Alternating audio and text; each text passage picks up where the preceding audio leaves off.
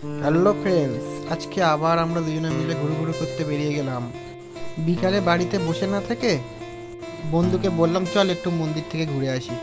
তো আমাদের বাড়ি থেকে লোকনাথ মন্দির একটুখানি, কচুয়া লোকনাথ মন্দির একটুখানি একদম। সেখানেই বিকেল হলে আমরা একটু ঘুরু করি। আমাদের বাড়ি থেকে লোকনাথ মন্দির 2 মিনিট।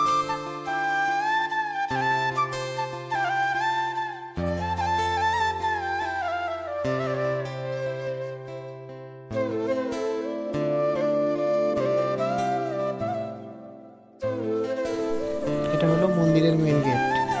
এখান থেকে একটুখানি মন্দির, এই হলো মন্দির। তো আমরা বিকালে করে এখানেই ঘুরতে আসি। এটা হলো কৃষ্ণ মন্দির, লোকনাথ মন্দিরের পাশে। খুব ভালো মন্দির, একটা দেখতে পাচ্ছ, সুন্দর দৃশ্য।